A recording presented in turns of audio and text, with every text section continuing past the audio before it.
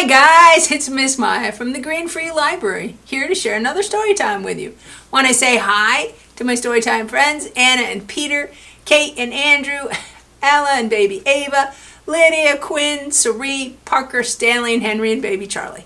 And hi to all the other children that come to the library for a story time, and welcome to everyone else who's watching. I have a new song to share with you guys. Remember last week when we made our little red hen paper plate, and I said that her tail and her top notch have humps in it like a camel? Well, that made me remember that I know a silly song about a camel. Her name is Alice, all right? And I made a little flannel board to help us sing it. Can you, uh-oh. She lost a hump already. It's too soon. We're not ready to lose her humps. All right, there we go. Let's see, how many humps does Alice have? Let's check. 1, 2, 3, 4, 5. All right. Alice the camel has 5 humps. Alice the camel has 5 humps. Alice the camel has 5 humps. So go, Alice, go. Boom, boom, boom. Alice the camel has how many humps now? 4 humps. Alice the camel has 4 humps. Alice the camel has 4 humps, so go, Alice, go, boom, boom, boom. So we take one away. How many are left? 1, 2, 3. 3. Alice the camel has 3 humps. Alice the camel has 3 humps. Alice the camel has 3 humps, so go, Alice, go, boom, boom, boom. How many does she have now? 1, 2. Alice the camel has 2 humps. Alice the camel has 2 humps. Alice the camel has 2 humps. So go, Alice, go, boom, boom, boom. Alice the camel has 1 hump. Alice the camel has 1 hump. Alice the camel has 1 hump. So go, Alice, go, boom, boom, boom. Now what? None. Alice the camel has no humps. Alice the camel has no humps. Alice the camel has no humps because Alice is a horse. All right. I forgot about that song. I haven't done that in a long time. I hope you liked it. We'll have to do it again. That's a silly one, isn't it? Great job, guys. So let's sit down. Show me your hands. Open them. Shut them. Open them. Shut them. Give a little clap. Open them. Shut them. Open them, shut them, lay them in your lap. Very good. Last week I said we were in a new month, right? Who remembers the name of that month? Starts with a J. June, right. Let's spell it with our colorful letters. Are you ready? J, U, N, E, June. Do you remember our colors? We got some primary colors in there that we talked about. Blue, yellow, and red. And then that kind of different color that I said was a combination of maybe blue and green started with a T. Teal, right. That's kind of an unusual name, isn't it? Okay. So let's get our whale calendar, shall we? Our June whale calendar. Here it is. All right. What's wrong with this calendar? Yeah, it's upside down. I don't think the whale swims that way. There he is. Okay, so today is Wednesday, June 9th. So we need to put some little fish on some of these days. Which ones? 3, 4, 5, 6, 7, 8, and 9. Oh, things are not going smoothly for me today. Have you noticed that? All right, let's get our glue stick and get some glue on those numbers. 3, 4, 5, 6, 7, 8, and 9. All right. Now we're going to get our little fishies. Oh, how many little fish do we need? 7 days in a week, and we got together 7 days ago. So we must need 7 little fish, right? Okay. Let me fix my calendar. Sometimes I think I need a bigger space. There's too many props and not enough room. All right, let's get our fish on. Number 3. Oh, he's kind of crooked. Let's fix him a little bit. There we go. I'm losing all my fish. All right, and I lost another fish. This is one of those days, guys. 4, 5, 6. We're getting it now. 7, 8, and 9. Whew, that was kind of hard. We got 9 little fish there altogether. Or no, how many fish? 1, 2, 3, 4, 5, 6, 7, 8, 9. Oh, we do. We have 9 fish. Do you know what? When you have a whole bunch of fish together, do you know what it's called? It's called a school of fish. How about that? Did you know that? That's right. So we've got a school of fish on our calendar. All right, let me put that over there. Today's fairy tale has a wolf in it and a little girl. Now, there are lots of versions of Little Red Riding Hood. So, like last week, I'm going to tell it using a flannel board. So, bear with me. Here we go. We'll see if we can get this story right. All right, we got to get all our pieces. They're over here. Okay. So, once upon a time, there was a little girl named Little Red Riding Hood. That's the name of our fairy tale. Now, they called her, can you see her? There she is. They called her Little Red Riding Hood because her grandmother had given her a red cape with a hood, and she wore it all the time. Now, one day her mother said, "Little Red Riding Hood, here's a basket with some soup." Does she have a basket? Oh, it's there somewhere. All right, here's a basket with some soup and bread. Take this to your grandmother. She is ill and weak, and it will make her feel better. So Little Red Riding Hood grabbed the basket, and she took it off to visit her grandmother. Now, her grandmother's house was on the other side of the woods. On her way there, there's her grandmother's house on the other side of the woods. On her way there, she met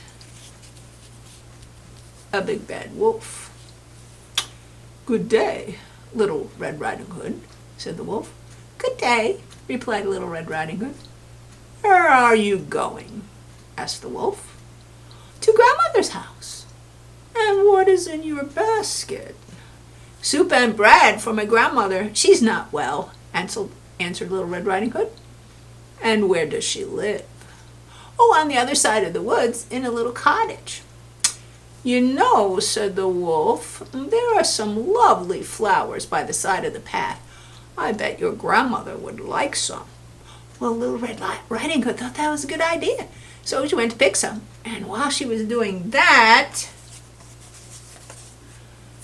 the wolf hurried to grandmother's house. All right, there's grandmother. She's in her bed, okay? So the wolf knocked on the door. "Who's there?" asked grandmother. It's me, Little Red Riding Hood," lied the wolf. "I brought you some soup and bread. Open the door." "Just press the latch and come in," answered grandmother. "I'm too weak to get out of bed." So the wolf sprang inside and he gobbled up grandmother. Can you believe it? He did. And then, you know what else he did? He put on grandmother's nightcap and he climbed into the bed. What do you think he's going to do? Well, so when Little Red Riding Hood got there, here she comes, okay?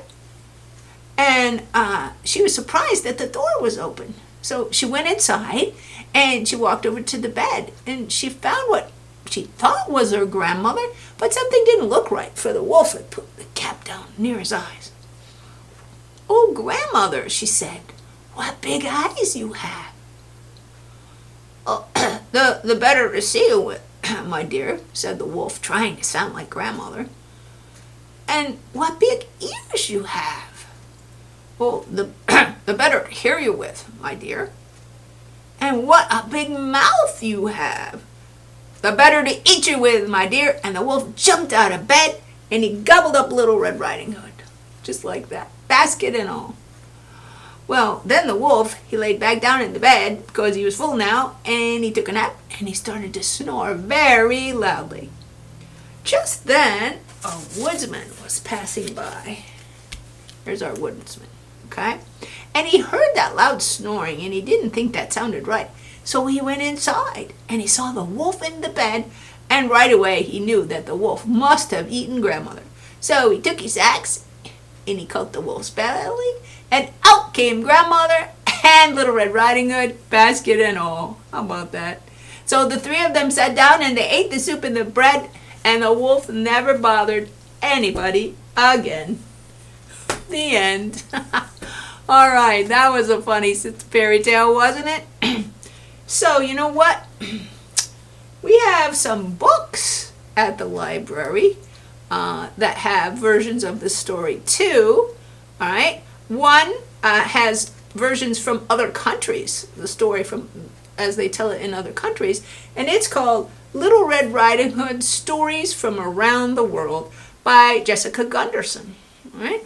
And then we have another one that's kind of a traditional version, similar to what I told you. It's written and illustrated by Jerry Pinkney. So I will take those books back to the library, and they'll be ready to borrow in a few days. For our project today, let me get rid of grammar on the wolf there. There we go. We're going to make a wolf mask from a paper plate. Now, we made several of these masks before, so I bet you guys probably know how to make them as well as I do, all right? Although I did add a little something different this time. So you're going to need paper plate and a piece of thicker paper like cardstock, markers, glue, scissors, an old shoelace or string, a stapler, a circle to trace the eye holes, and some brown and black felt, all right? So have an adult help you mark your eyes holes where they'll go on your paper plate, put it up in front of your face and have them, all right? And then we use something to trace, like remember I always use my bottle of cap from a tea bottle, and then make your circles where your eyes need to be so you can see, and have an adult help you draw them and cut them out, okay? You always want to have an adult help you if you're using scissors, okay? This is my little twist. Instead of coloring the whole paper plate brown, I just colored the edges with a marker, okay? And then I took a piece of brown felt and put that on the paper plate and marked where the eye holes were, and then cut the eye holes out of that and glued the brown felt onto the paper plate because I thought that would make it look more like the wolf, a mask had fur, right? Okay. Then now we also need 2 ears, right? And a nose, a long nose with a mouth and some teeth on it, all right? So again, I made the ears and the nose out of cardstock first, the thicker paper, all right? And the ears are kind of like triangles, only a little rounded. And once I had those cut out, then I cut out brown felt and glued that onto the ears. Now the nose is kind of a rectangle with a curve at the end, and then the teeth are like little triangles attached to the bottom, okay? And again, did that on cardstock, cut that out. Then for the main part of the nose, I covered that with brown felt, and then the very end, though, got some black felt, okay? Then I glued that on to the mask too. Now the ears, I didn't glue, I actually stapled them because I wasn't sure the glue would hold them, okay, because not very much of them is attached to the plate. And then we made the 2 holes with our paper punch on either side and took our string or our shoelace and tied it through there, okay?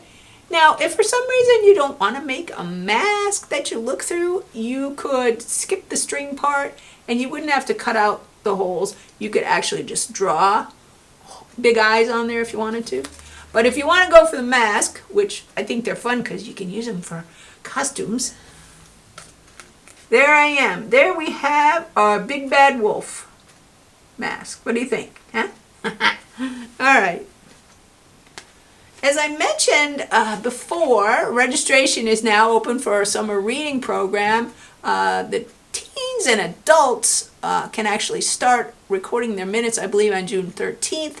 And the pre-K and school age can start recording minutes on June 23rd, which June 23rd is the day that we're hoping to have our kickoff program on at the library in the front lawn, weather permitting. So I hope you guys can join us. If you want to register, go to the Green Free Library website, greenfreelibrary.org, and go down the page and click on the READSquared link, and it'll take you to the registration page. If for some reason you're having a problem or you just would like us to help you, just call the library and we'll help you get registered, okay? The library's website is still being updated, so you won't be able to find last week's or this week's activity sheets yet, but keep checking back and hopefully they'll be there soon. So that's all I have for today, guys. I think that was enough, right? We did a lot of stuff. So I want you guys to take care. Thanks for watching, and I'll see you next time. Bye-bye.